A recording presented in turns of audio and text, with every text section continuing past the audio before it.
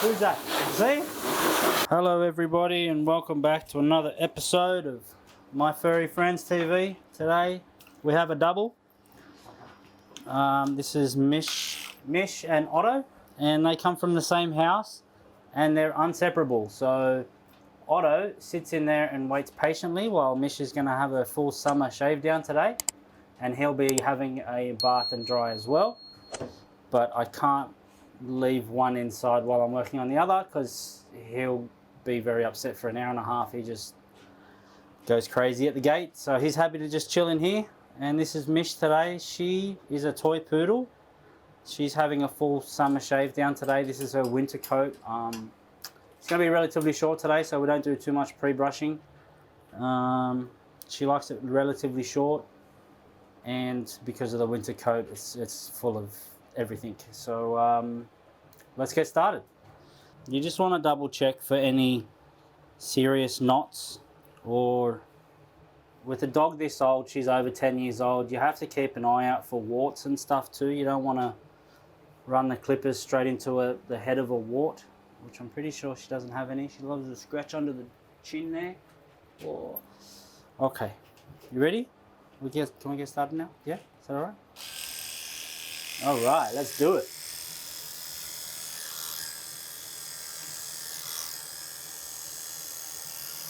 It's coming off super easy, which is awesome. There are a few little trouble areas, but she's a great customer, this one. They are booked in monthly, all year round, and really nice family here. These dogs are very lucky. Very spoilt ones, these ones. We're coming into spring here in Sydney, so a lot of the dogs are getting their spring clip and they haven't had any brushing or grooming through winter. A lot of the owners just let the coat grow out because it's cold, and then come spring we tend to start again, take it all off, and if it does get cold she wears a coat or a jacket, and she sleeps inside anyway, so should be fine. I know, buddy, you're slipping there, aren't you? You get this stuff from under your foot. Mish has been with me for over 5-6 years now, so she's very used to me. They get really excited when I turn up. That's why I can't leave Otto inside the house, because when I turn up he knows I'm here and he just stands on his back legs at the gate screaming to get in the truck, and I don't want him to spend too much time like that up on his back legs and exerting himself too much. So he's nice and calm there in the bath. He gets a pat and a treat every now and then. He's happy to wait. He's a good boy. He used to be an escape artist, but he's getting better in his old age. With these ones, Mish is a toy poodle. One of the top 3 smartest dogs in the world, the poodle. I grew up with a toy poodle as my first dog. It's super intelligent, hypoallergenic, they don't molt hair. This is the dog that everyone mixes the Prince Charles Cavalier with and gets the cavoodle. So I do think that the purebred toy poodle is an amazing house pet. You've seen Otto, have you? I know. Oh, kisses. She's just checking to see if he's got any lollies, saying hello. It also keeps her calm having him in here. When she's here by herself, she tends to get a little bit scared sometimes, especially from the blow dryer. So you'll see her looking around for him when the blow dryer's on, just for some support. But yeah, characteristics of the toy poodle: super smart. They don't need too much exercise. They don't need they're not like a work dog where they need, 2 hours a day, but every dog needs a walk every day. So that half hour, 45 would do the poodle.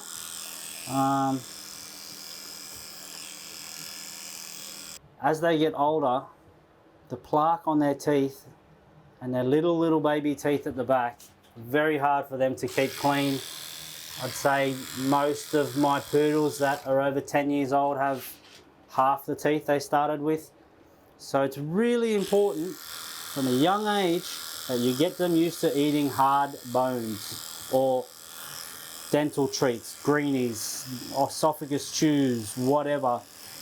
You don't want your dog to get 8, 9 years old and then you try to introduce dental cleaning treats or toothbrushing or anything like that. You definitely want to look out for their dental hygiene. It's very expensive here in Sydney to get the dog's teeth cleaned and extracted. So looking after the dog's teeth with marrow bones, deer antler is definitely the best. The deer antler, marrow bones, and then I'd probably go esophagus, and then you got your other dental sticks. Just be careful, don't get crap from the supermarket. Half of that stuff is just full of salt and has really long shelf life because of that, and they're really not healthy for your dog. So I tend to go something a bit more raw and fresh, like a marrow bone. As they get older, it's a good idea to do bone broth as well. Sometimes when they don't have the teeth and the jaws to chew a carcass or a bone, the marrow is what keeps a dog healthy, and they get all their glucosamine and multivitamins and minerals from the marrow. If they were a wild dog, they would eat a carcass, and in the bones of an animal, especially the marrow bone, is how they keep themselves healthy. So marrow bone broth is really, really good for your dogs and for us too, but for the older dogs I definitely recommend bone broth. You can just buy that from the supermarket for humans. They sell it in Coles and Woolworths, $5 a litre. Beef bone broth. You can't try and make it at home. I've tried many a times. It stinks and makes a giant mess, and your wife gets really upset. So don't cook that stuff in your house. Cook it in the garage or take the hot pot outside. Do not try and cook bone broth for 10 hours in your kitchen. This is just the rough cut. We'll try and take off as much as we can, and then we'll do the bath and dry and do a finish cut at the end. Instead of having to, book them in at a salon and leave them there all day and pick them up and drop them off before work, it's a lot easier to just have a mobile groomer come around, and it's a lot better if you've got an outdoor power point and parking. Hardest part of my job, I'd say, is parking. In any major city, I'm sure it's the same all around the world. But yeah, the closer you are to the CBD, the worse the parking is, and parking inspectors and all that stuff, they love it. They love it. So it's awesome when you get a client that has a giant driveway and they give you access to the house. So it's very lucky with these ones.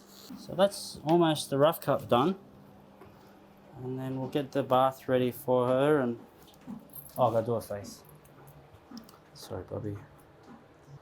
You can see that she's got a lot of dried wax in the ear canal. She's very itchy when you rub her ear.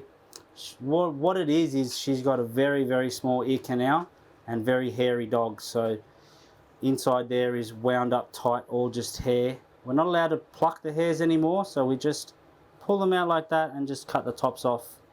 I'll give her an ear rinse a bit later. But yeah, with Mish, it's always been ear problems for her, the poor thing. I just want to take all this off underneath the ear, make sure the ear can breathe. With the poodle face, you want to do it super short. It's a good way to protect their teeth.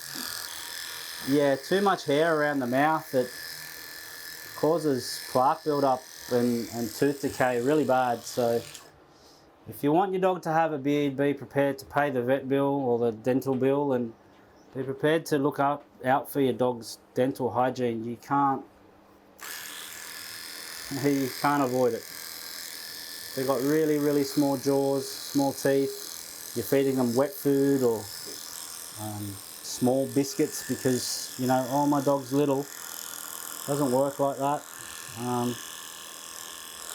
You just feed them hard, strong things from a young age, get them used to the chewing and grinding, and that's how a dog will clean its teeth. Ta-da! I'll fix up the rest after. There's no dreadlocks in her ears, so she's oh, we'll fix up your eye. A lot of people use blending scissors around the eyes and the face and stuff. If you see me using normal scissors, it's through years and years of working in the trade. I wouldn't recommend using proper sharp scissors. So we've got the bath all ready for her. Just got to get her brother Otto out of the bath. Get out of there, mate. I gotcha. Oh, on the table with your sister, please. Put your butt in there. Yes, you can have that. I'll grab Mish. 1, 2, 3, go. Oh, Mish probably weighs about 2.5 kilos, 3 kilos.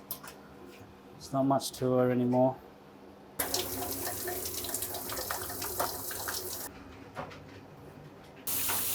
Mish is all concerned because Otto just got a treat. I know. Good girl. He'll give you one in a minute. Just wait. Be like the cameraman. Being super careful not to get any water in the ear canal. Well done.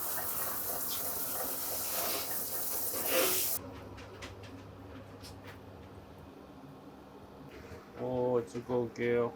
1, 2, 3, go. Oh, Mish, Mish, Mish. Okay, blow dry time. Lucky enough, Mish is really good with the blow dry. A lot of the older dogs you have to be really slow and careful with. They can scream and can set them off. But Mish is very food orientated, so you can keep her distracted that way and not focused on the blow dryer too much. Fresh one. There you go. Thank you. It's okay.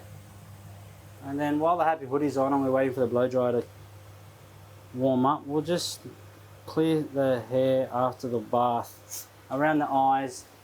I tend to leave the hair around the eyes during the bath because it's full of the sleep and it's hard to pull out while the hair's dry. So getting the warm water on the face, loosening up all that sleep makes it a lot easier to just get your nail and just clear it out gently instead of trying to, you know, rip it out while it's cold and dry.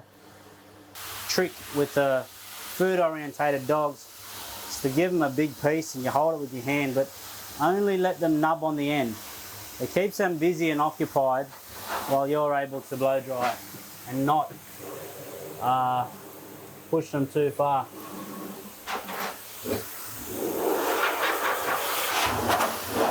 Hey. That's cheating.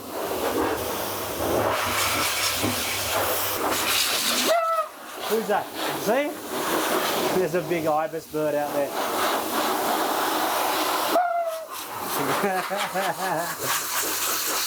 You tell him, Mish, you tell him.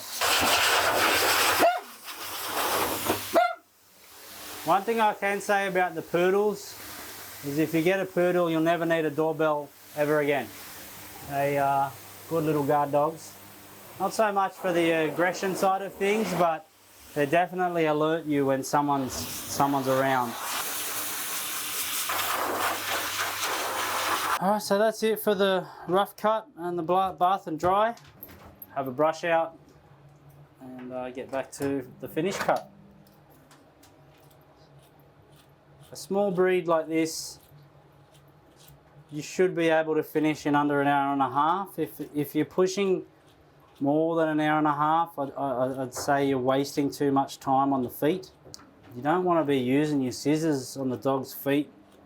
If they haven't been washed, then you're bound to run into sand and dirt in your scissors and blunting your scissors and ruining your scissors. So just take the tops off, leave them a bit fluffy and finish them on the finished cut because they're all nice and clean. the hair will fluff up better.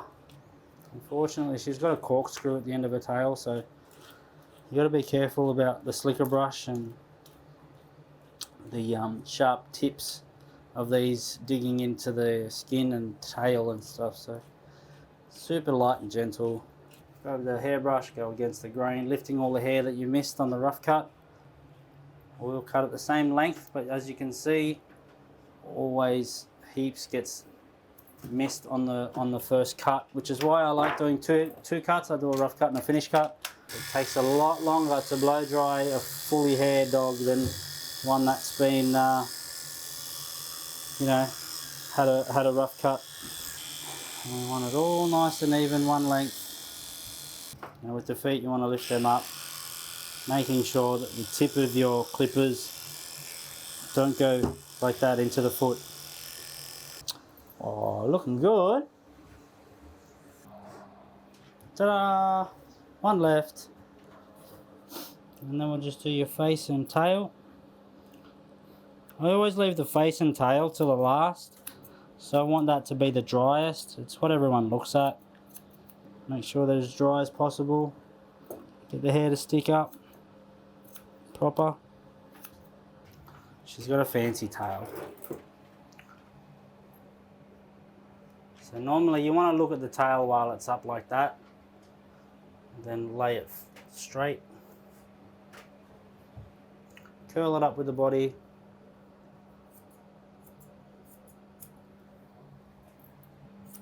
Do your half moon. Curl it. The issue we're going to have here is at the bottom. Take that out. And then just follow your line around. And you brush the other side out.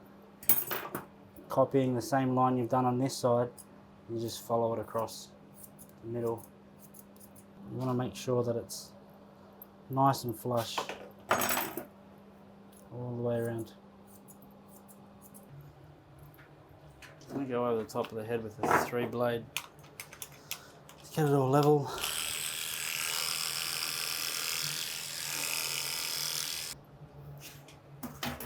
You sneezing? Okay? Oh no, I'll fix your face up. And then from the bridge of the nose, we make the semicircle to the back of the head. I know. You got big floppy ears. I'm not going to do your ears yet. 10-blade on the face.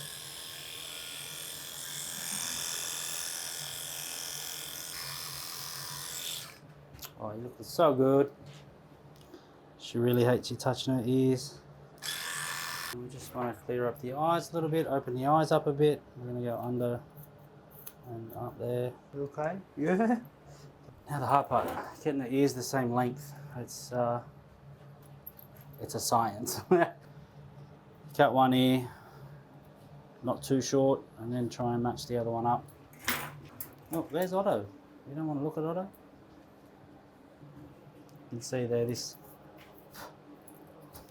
her left side's much longer, so I'll just take that up a fraction at a time until they both level. If you're just starting out or you're new to grooming, I'd recommend smaller scissors. Smaller the scissors, the smaller the mistakes, easier to fix up. When you're starting out, start with your little 5.5, 6 inches, and then work your way up to the 8-inch blades, and once you're up to the 8s, you're doing pretty good. Now with her ears, we get some epi-optic on a wet wipe, and we'll just clean as much of the wax off the inside of her ears. Is it okay? See, it doesn't hurt, I'm not going in. Just trying to get this gunk off the outside first. Sometimes they won't let you do this because their ear is that sore. So today's a good day. She's got dirty ears, but not infected or super painful where she's squealing to the touch. She knows the smell of this stuff though. She's not a fan.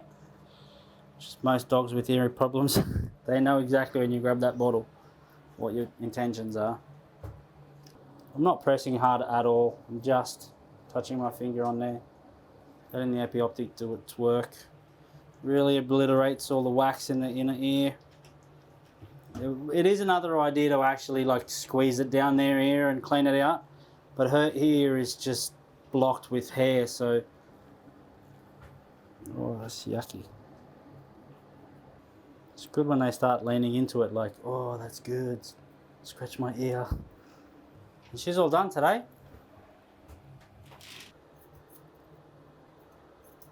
Alright, so your brother's turn now, so we'll let her have a little walk around on the floor actually. She can just quickly check the nails. With these black nails, it's very, very difficult. With the black nails, you just definitely don't be a hero. Just take the tips off a little bit at a time until you see the little white dot. But if you're just at home doing your own dog, practice, practice, practice. Do not try and take big cuts off a dog with black nails because it never works out good. Should we get a new bow tie today? I know, Otto, but it's not food, buddy. It's just a bow tie. She's still got her butterfly from last month. It's looking pretty good, so we'll just add to it. I like making them look like a Pandora charm where it's, you know, 4 or 5 all the way around. It looks pretty cool. But it's whether or not they can survive on the collar that long. See, that's too loose. You should only be able to fit 2 fingers under the collar. If it's too loose and it's sitting this low on your dog, when you put the leash on it, you're going to be pulling from down here, pushing on the esophagus. So you definitely want it a little bit tighter. You want to bring it up high and just be able to fit the 2 fingers under. So resizing a customer's collar after a haircut is very important too, because a lot of customers don't know how to do it. And they'll think, oh, you know, the groomer's resized it, it should be fine. So make sure you take the time and reset the collar size after a haircut. That's it for today from Mish and us here at FurryFriendsTV. Thank you so much for watching, and please like and subscribe for more. Thank you.